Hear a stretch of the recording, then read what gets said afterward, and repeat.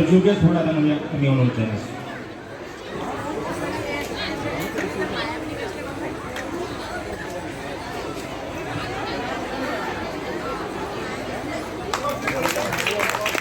ইয়াৰ পিছতেই আমি তেখেতক এখন চেলেঞ্জ চাদৰে আমি আমাৰ মৰম, আমাৰ শ্ৰদ্ধা আৰু স্নেহ বাচিব বিচাৰিছোঁ।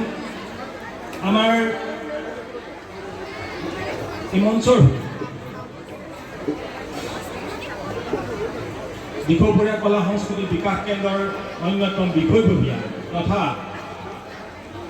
উদযাপন সমিতিৰ সন্মানীয় সভাপতি শ্ৰদ্ধাৰ প্ৰবীণ শইকীয়াদেৱক এখন চেলেঞ্জ চাদৰে তেখেতক সম্বৰ্ধনা জ্ঞাপন কৰিবলৈ আমি অনুৰোধ জনাইছোঁ।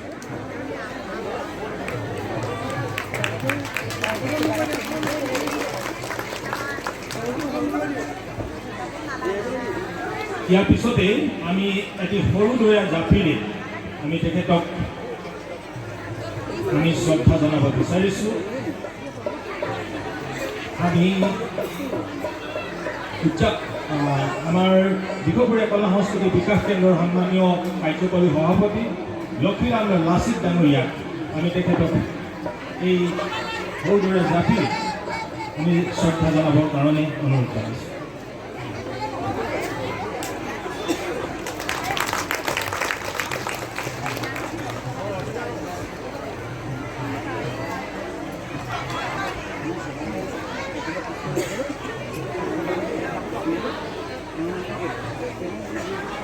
এখনি সফুৰাৰে আমি আজি 2025 বৰ্ষৰ দিখৌপৰীয়া সমন্বয় বঁটা প্ৰাপক শ্ৰদ্ধাৰ ভোগেশ্বৰ বৰুৱা ডাঙৰীয়াক আমি আমাৰ শ্ৰদ্ধা যাচিব বিচাৰিছোঁ।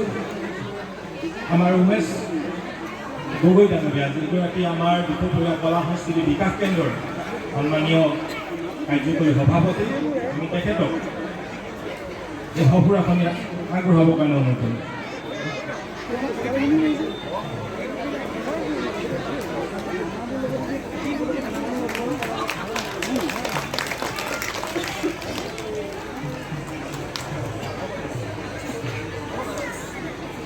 দিখৌপৰীয়া কলা সংস্কৃতি বিকাশ কেন্দ্ৰৰ উদ্যোগত প্ৰথমবাৰ প্ৰৱৰ্তন কৰা দিখৌপৰীয়া সমন্বয় বঁটা, এই বঁটাত যি স্মাৰক, এই স্মাৰকটো প্ৰদান কৰিবৰ বাবে আমি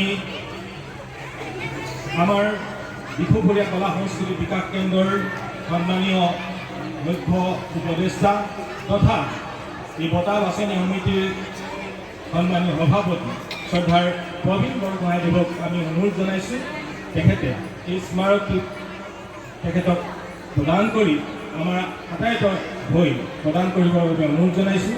আমি দিখৌপৰীয়া কলা সংস্কৃতি বিকাশ কেন্দ্ৰৰ সন্মানীয় সভাপতি শ্ৰদ্ধাৰ যোগেশ বৰা ডাঙৰীয়াকো আমি অনুৰোধ জনাইছোঁ।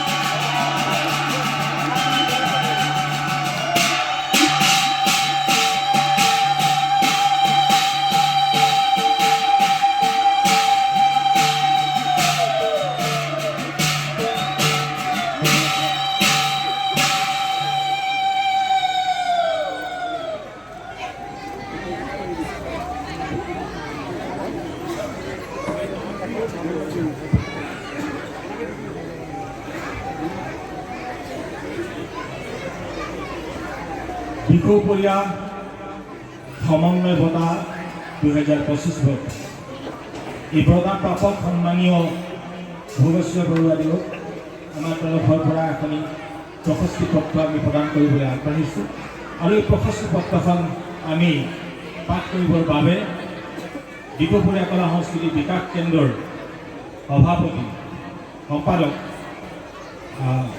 ঋতুৰাজ হাজৰিকাদেৱক আমি আহ্বান জনাইছোঁ।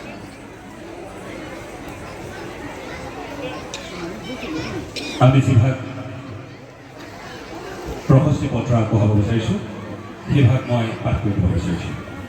দিখৌপৰীয়া কলা সংস্কৃতি বিকাশ কেন্দ্ৰৰ সৌজন্য আৰু বৃহত্তৰ মেটেকাবাসী ৰাইজৰ সহযোগত শ্ৰী শ্ৰীকৃষ্ণ ৰাসলীলা উদযাপন 2025 স্থান বৃন্দাবন ক্ষেত্ৰ মেটেকা শিৱসাগৰ দিনাংক 5 আৰু 6 নৱেম্বৰ 2025 প্ৰশস্তি পত্ৰ দিখৌপৰীয়া সমন্বয় বঁটা 2025 প্ৰাপক প্ৰতি শ্ৰীযুত ভোগেশ্বৰ বৰুৱা বিশিষ্ট ক্ৰীড়াবিদ সন্মানীয় অৰ্জুন বঁটা প্ৰাপক জয়সাগৰ শিৱসাগৰ শ্ৰদ্ধা ভাজন একক ঐতিহাসিক শিৱসাগৰ জিলাৰ অন্যতম সামাজিক সাংস্কৃতিক তথা আধ্যাত্মিক অনুষ্ঠান দিখৌপৰীয়া কলা সংস্কৃতি বিকাশ কেন্দ্ৰ তথা শ্ৰী শ্ৰীকৃষ্ণ ৰাস মহোৎসৱ স্থায়ী সমিতিৰ তৰফৰ পৰা আপোনালোক যাচিছোঁ অফুৰন্ত শুভকামনা।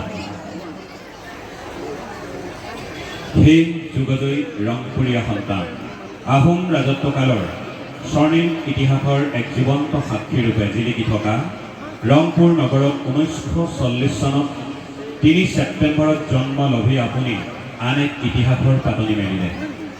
আহোম যুগৰ ক্ৰীড়াৰ পৃষ্ঠভূমি এছিয়া মহাদেশৰ প্ৰথম পেভিলিয়ন ৰংঘৰৰ বাকৰিৰ পৰা গৈ আপুনি অসমৰ ক্ৰীড়া ইতিহাসৰ গতি সলনিৰে আন্তঃৰাষ্ট্ৰীয় প্ৰেক্ষাপটত প্ৰথম প্ৰতিষ্ঠা লাভ কৰাৰ সমান্তৰালকৈ অসম আৰু অসমীয়া জাতিক পৰিচয় কৰি দিয়াৰ বাবে আমি চিৰদিন কৃতজ্ঞ হৈ ৰওঁ।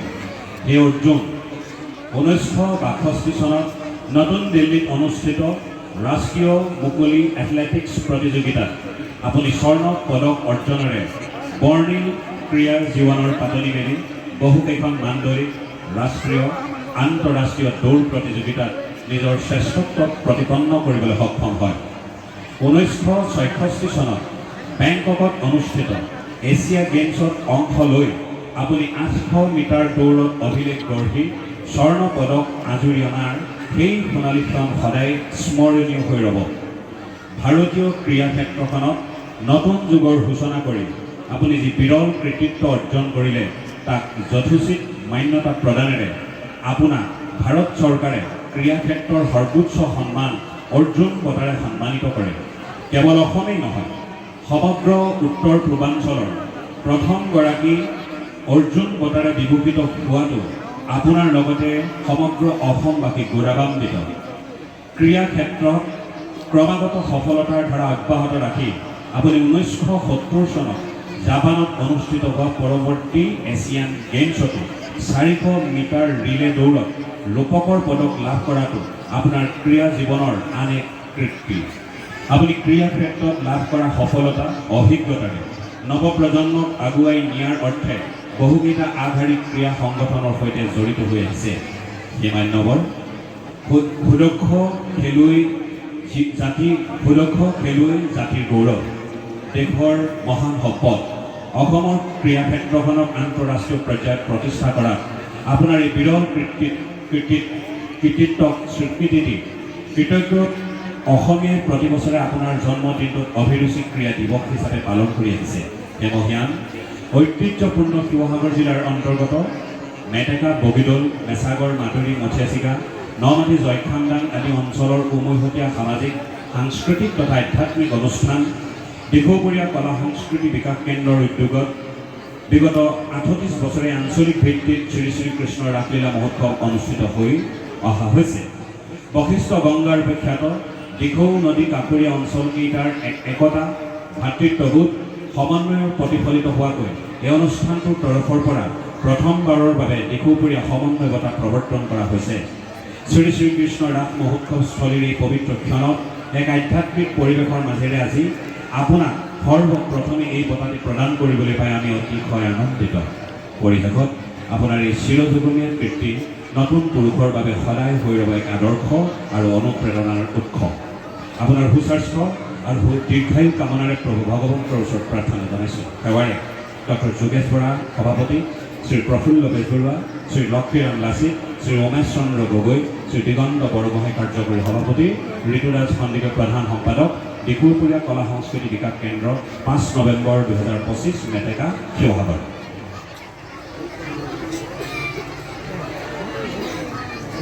আমি দিখৌপৰীয়া কলা সংস্কৃতি বিকাশ কেন্দ্ৰৰ সন্মানীয় সম্পাদকলৈ আন্তৰিক ধন্যবাদ আৰু কৃতজ্ঞতা জ্ঞাপন কৰিছোঁ। আমি এই প্ৰশস্তি পত্ৰখন তেখেতৰ লগতে আমাৰ অনুষ্ঠানৰ আটাইৰে সহযোগত আমি সন্মানীয় বঁটা প্ৰাপক শ্ৰদ্ধাৰ ভোগেশ্বৰ বৰুৱা ডাঙৰীয়াক প্ৰদান কৰিবলৈ আমি অনুৰোধ জনাইছোঁ।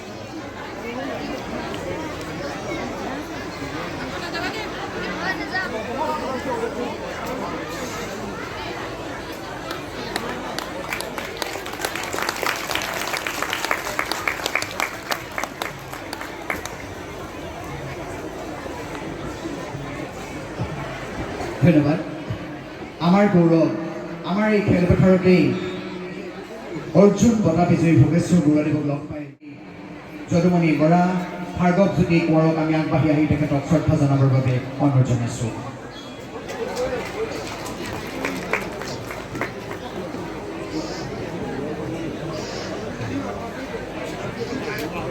সকলোৰে তেখেতৰ এজাৰি হাত চাপৰিৰে তেখেতৰ দীৰ্ঘ জীৱন কামনা কৰক, সুস্বাস্থ্য কামনা কৰক।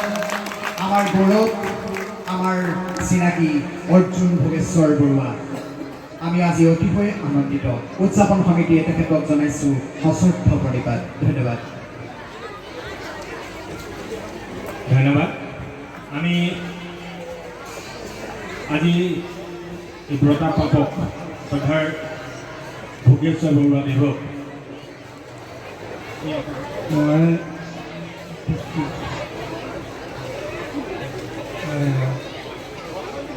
আৰম্ভণিতে প্ৰণাম জনালোঁ। ভবা নাছিলোঁ যে কিবা কিন্তু কিছুমান বেয়া নাপাব পাৰোঁ। অকণমান অসুবিধা পাওঁ, ভাষণ চাষণ দিয়াৰ ওপৰত নাই।